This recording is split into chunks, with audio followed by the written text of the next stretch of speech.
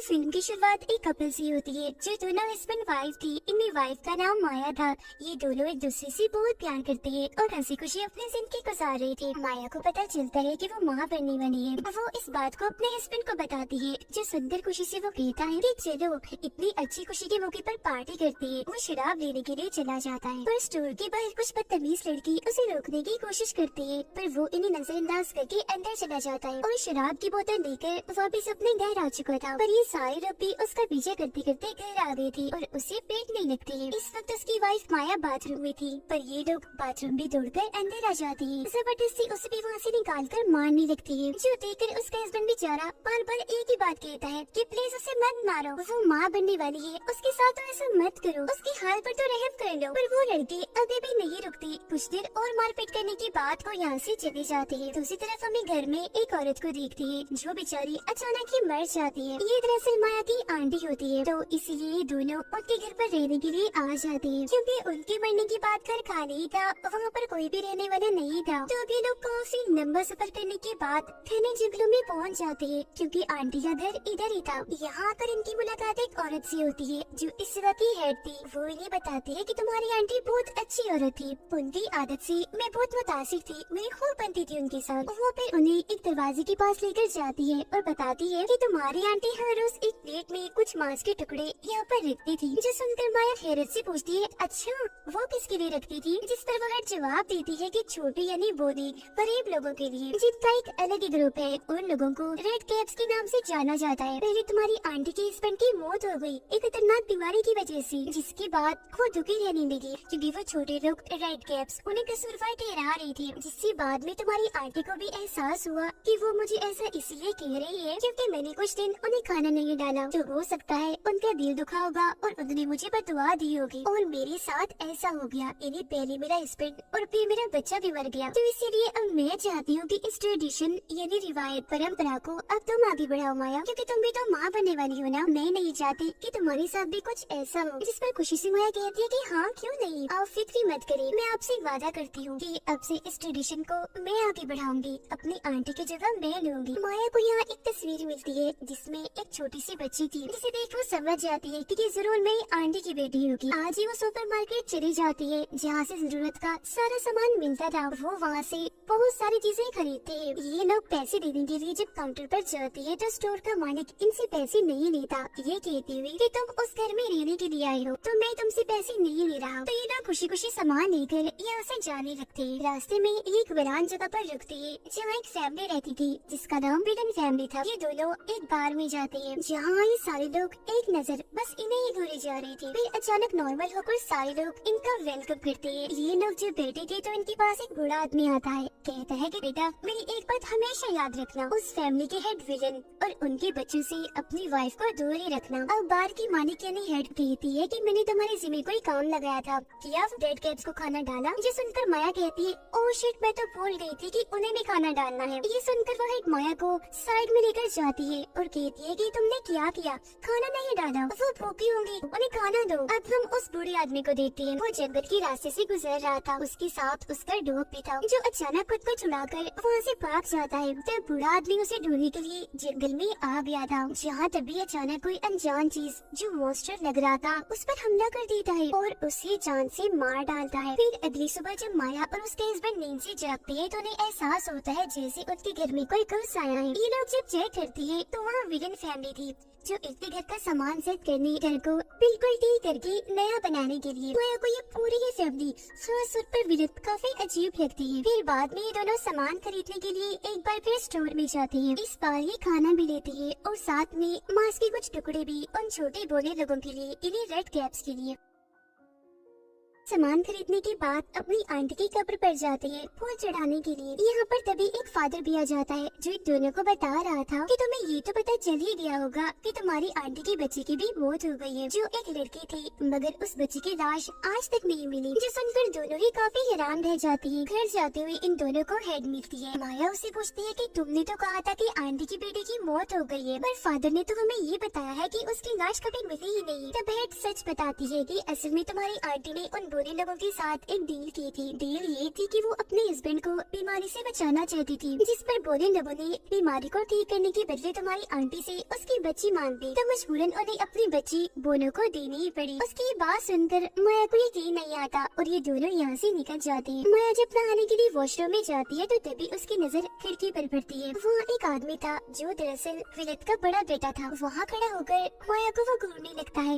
वो काफी डर जाती है और जोर से चीख मारते हुए बाहर आ जाती है। ये बात जब विलन को पता चलती है तो वो इन दोनों से कहता है कि मेरी बेटी की इस हरकत पर मैं अब दोनों से माफी मांगता हूँ, मुझे बहुत शर्मिंदगी हो रही है। ये कहने के बाद वो अपने बेटे को बहुत मारता है। अब माया भी रेड कैप्स को खाना डालने के लिए उस दरवाजे के पास आ गई थी। वो मांस के टुकड़े प्लेट में डालकर वहाँ रख देती है, पर थोड़ी देर बाद ये देखकर काफी हैरान रह जाती है कि प्लेट एकदम खाली हो गई है। ये देखकर माया को यकीन हो गया था सच में यहाँ वो बुरे लोग रेड कैप्स रहते हैं। अगले दिन विलन फैमिली दोबारा से यहाँ आकर फिर से अपना काम शुरू करती है, लेकिन इस बीच गलती से विलन के बेटे से एक खिड़की टूट जाती है, जिस बात से माया के हस्बैंड को बहुत बुरा लगता है और इन लोगों की आपस में बहस हो जाती है। तभी इधर विलन भी आ चुका था और जब वो देखता है कि मेरे बेटे की गलती है तो वो उसे काफी मारता है, लेकिन माया उसे रोक देती है कि बस कीजिए, मत मारे, इसे छोड़ दें। जो सुन वो उसे छोड़ देता है और इस तरह से विलन के बेटे की जान बच पाती है। फिर कुछ देर के बाद उसे कुत्ते के भौंकने की आवाज आती है। उसे लगता है कि ये कुत्ता जरूर उस बूढ़े आदमी का होगा जो जंगल में भाग गया था और अब शायद वो वापस आ गया होगा। तब ये सोचकर वो जंगलों में चली जाती है। उसे वहाँ वो डॉग तो मिल जाता है, पर वो माया को एक झोपड़ी के पास ले आता है। वो जब उसके अंदर झांकती है तो वो जगह काफी नीचे थी, जो दरअसल एक गुफा थी। ये देख वो सोच में पड़ जाती है कि बना जंगलों के बीचों बीच ये गुफा यहाँ किसने बनाई होगी, क्योंकि वहाँ पर चिराग यानी दिए भी पड़ी हुई थी जो सबकी सब चिल रही थी। फिर इस चीज को जब नजरअंदाज करके वो वापस आ रही थी तो उसे मिलन का बेटा यहाँ दिखता है जो उदास होकर यहाँ आ गया था। वो उसके पास जाकर उसका मूड ठीक करने की कोशिश करती है। कहती है कि दिल छोटा मत करो, तुम बहुत अच्छी हो और काफी अच्छा काम कर रही हो, मुझे तुम्हारा काम बहुत अच्छा लग रहा है। जो सुनकर वो भी माया का हाथ पकड़ लेता है। कहता है कि तुमने भी तो मेरी जान बचाई, इसके लिए मैं तुम्हारा शुक्रिया अदा करता हूँ और सच में तुम बहुत खूबसूरत हो, मैं तुम्हें बहुत पसंद करने लगा। ये कहकर वो उसके साथ बदतमीजी करना शुरू कर देता है। पर तभी माया ये देखकर काफी तक रह जाती है कि कोई अनजान चीज जो एक तरह का मॉन्स्टर लग रहा था वो विलन के बेटे पर हमला कर देता है। उसे मार कर फिर खींचकर अपने साथ ले जाता है। जल्दी से अपने घर आती है और सारी बात अपने हस्बैंड को बताती है। आगे वो ये भी कहती है कि चलो मेरे साथ, मैं तुम्हें कुछ दिखाना चाहती हूँ। उस रास्ते के पार ले जाती है जहाँ रेड कैप्स रहती थी। या कोई अनजान चीज जो कोई मॉन्स्टर लग रहा था उसे खींचकर अपने साथ ले गया। एक तरह से उसने मेरी मदद की। ये सुनकर उसके हस्बैंड को माया की बातों पर यकीन नहीं आता।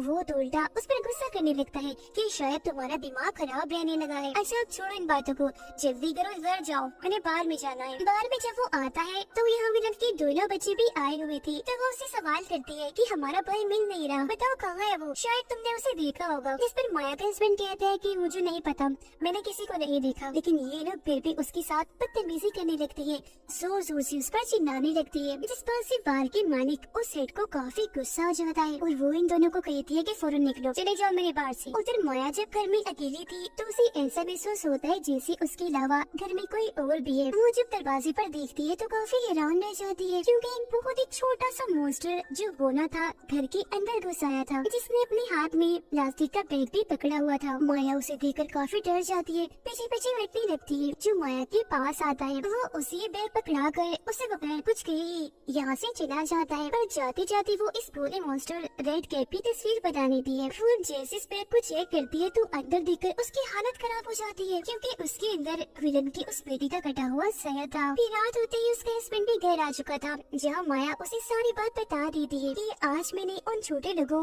यानी रेड कैप्स को पहली बार देखा। वो हमारे घर तक आ गए। अब उसका हस्बैंड जब उस बैग को चेक करता है तो वो भी काफी डर जाता है। माया उसे रेड कैप की वो तस्वीर भी दिखाती है जिसने चुपके से बनाई थी। अब तभी बाहर विलन फैमिली भी आ चुकी थी। बाहर से कहता है कि दरवाजा खोलो, हमें आपसे जरूरी बात करनी है, मेरा एक बेटा नहीं मिल रहा और मुझे शक है कि वो आप लोगों के साथ है। ये सुनकर ये तो घर के बाकी दरवाजे भी बंद कर लेती है और अंदर से माया का हस्बैंड कहता है कि हमारे साथ तुम्हारा बेटा नहीं है, कि तुम यहाँ से चली जाओ, अगर तुम ना गई तो मैं पुलिस को यहाँ बुला लूंगा। अब ये सुनकर विलन फैमिली इनके घर की सारी तारें काट देती है, जिसके जरिए ये पुलिस से राब्ता कर पाती।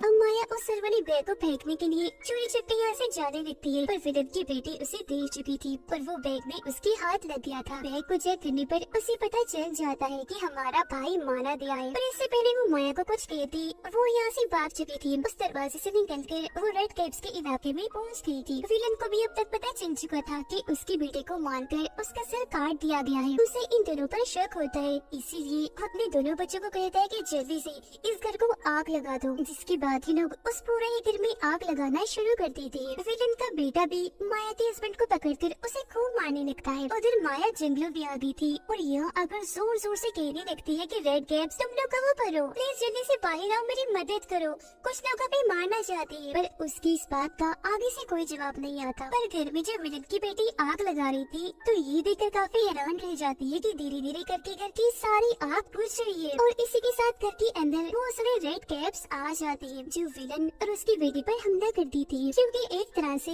ये माया और उसके हस्बैंड की मदद करने आए थे। विलन और उसका बेटा इन रेड कैप्स इन्हीं बोलों को देखकर काफी हैरान रह जाते हैं। वो सोच रहे थे कि इनके बारे में तो हमने सिर्फ किताबों में ही सुना था, पर ये तो सच में पाई जाती है। इधर तब तक माया भी वापस आ गई थी। जब उसे विलन की बेटी देखती है तो पकड़कर मारने लगती है। जहाँ तभी इनके पास भी रेड कैप्स आ गई थी। वो माया को छुड़ाकर विलन की बेटी को वहाँ बांध लेती है, मार कर उसे तड़पाने लगती है। तो उसे इतनी दर्द देती है कि आखिरकार उसकी मौत ही हो जाती है। जिसके बाद ये रेड कैप्स विलन की बेटी को भी पकड़ देती है, उसे भी मार कर पहले तड़पाती है और आखिरकार कर जान से मार डालती है। तभी जख्मी हालत में माया का हस्बैंड भी उसके पास आ जाता है, लेकिन तब तक इनके पास विलन भी आ चुका था। उसने हाथ में गन पकड़ी हुई थी, एक गोली वो उसके हस्बैंड को मार देता है। फिर वो जाता है माया के पास और गुस्से में उसे कहता है कि तुमने मेरे तीनों बच्चों को ही मरवा दिया, इसलिए अब मैं तुमसे अपना बदला दूंगा। मैं तुम्हें नहीं बल्कि तुम्हारे बच्चे को मारूंगा, जिससे तुम भी बिल्कुल वैसे ही तड़पोगी जैसे मैं तड़प रहा हूँ। पर तभी यहाँ बूढ़े आदमी का डॉग आ जाता है जो विलन पर हमला कर देता है और गन उसके हाथ से नीचे गिर जाती है और अब माया उसे उठा लेती है। वो इस गन से काफी सारी गोलियां